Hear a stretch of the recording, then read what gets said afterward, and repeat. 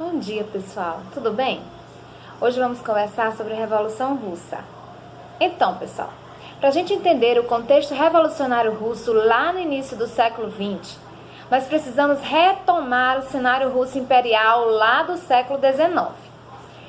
O cenário russo imperial do século XIX, ele é marcado, primeiro, por um governo czarista, ou seja, o poder estava concentrado nas mãos do czar.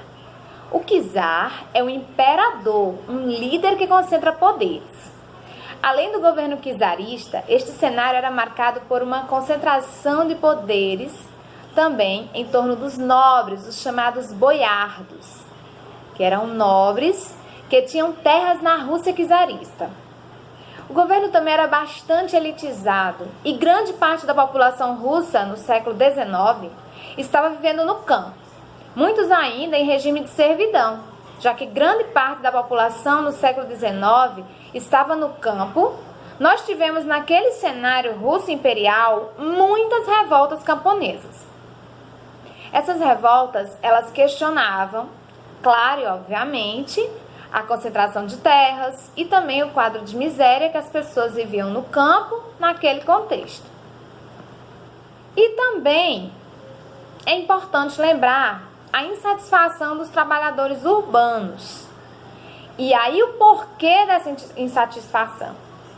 É que a industrialização na Rússia no século XIX, ela foi uma industrialização muito peculiar, porque a maioria das indústrias que estavam na Rússia não eram indústrias da Rússia, eram indústrias estrangeiras que iam para a Rússia, sem contar ainda com a entrada de produtos de outros países da Europa ali naquele momento. Então, há uma insatisfação tanto por parte do camponês, que está ali no meio rural, como também uma insatisfação por parte do trabalhador industrial, que está no meio urbano. Os gastos com guerras que a Rússia teve também, pode ser colocado aqui nesse contexto pré-revolução. O exemplo que nós podemos citar foi a guerra da Rússia contra o Japão no ano de 1904. Essa guerra se estendeu até 1905 e essa guerra aconteceu justamente porque a Rússia queria também disputar a Manchúria. A Manchúria foi um território chinês que foi conquistado pelos japoneses e a Rússia queria tomar esse território do Japão e acabou que não conseguiu, mas teve gastos com guerra. Diante desse contexto, diante desse cenário todo de insatisfação, que já foi mencionado anteriormente, que acabei de mencionar, começam a aparecer partidos que vão revelar insatisfações em relação ao governo czarista.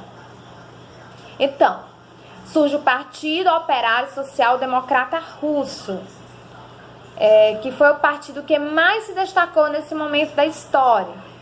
Contudo, por conta de divergências entre os seus participantes, tivemos duas tendências dentro desse partido. Uma ficou conhecida como menchevique, que seria a minoria, e o outro grupo ficou conhecido como bolchevique, que seria a maioria. Os maiores nomes dentro do partido menchevique foram Martov e Plekhanov. Bom, o que o partido menchevique defendia naquele momento? Eles seguiam muito a linha do marxismo ortodoxo. O que isso significa? Que a revolução ela ia acontecer por etapas, como Marx havia proposto. Então, primeiro o czarismo seria enterrado, a burguesia iria desenvolver o sistema industrial, depois desse sistema industrial desenvolvido, deveria um sistema industrial capitalista também que seria desenvolvido, Aconteceria então um processo revolucionário que seria alimentado e dirigido pela classe operária e só assim chegaríamos então ao modelo socialista. Já os bolcheviques tiveram como seu maior líder Vladimir Lenin. E eles tinham uma proposta considerada mais radical. Por quê? Porque eles defendiam uma revolução mais acelerada, sem passar por essas etapas. Eles defendiam que o camponês deveria se unir ao trabalhador urbano, ao operário. E eles, em parceria com intelectuais e dirigentes partidários, iriam promover a derrubada do czarismo e promover a instalação de um governo socialista. Bom, mas o cenário russo começou a se agravar ainda mais bem ali no meio do século XX, depois de um cenário de miséria, instabilidade, gastos com guerra.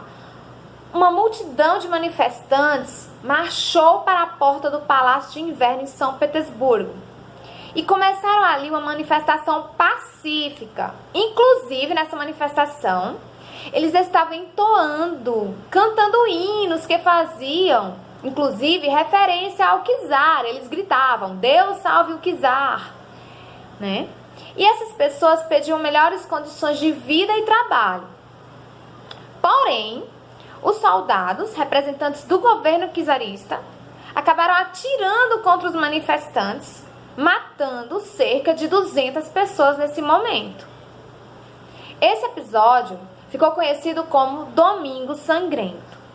E o Domingo Sangrento é reconhecido por vários historiadores, né, como o ensaio geral para a Revolução Russa de 1917. É como se fosse o estopim, né, o pontapé inicial, ou o termo mesmo já usado, ensaio geral. Essa violenta repressão desencadeou uma série de revoltas, tanto civis quanto militares. Uma das mais célebres, que é até retratada em filme, foi a revolta dos marinheiros do encouraçado Potemkin, né?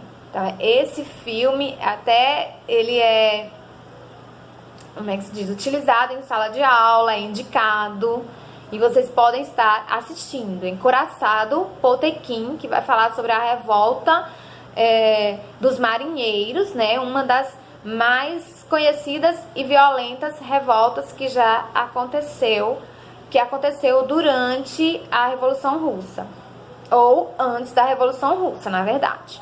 Depois do Domingo Sangrento, o prestígio do czar ele continuou caindo, mas ele conseguiu conter a insurreição, ele conseguiu conter ainda a revolução, convocando o que nós chamamos de Duma. A Duma é uma assembleia representativa popular que foi convocada naquele momento para tentar conter aquelas manifestações e possíveis novas manifestações que viriam a surgir. Enquanto isso, havia nesse momento também a organização dos trabalhadores a partir dos sovietes, que eram conselhos que eram compostos naquele momento por trabalhadores urbanos que estavam descontentes com aquele cenário. Então, pessoal, por hoje é só. Vimos 2 módulos e na próxima aula continuaremos com Revolução Russa. Beijos!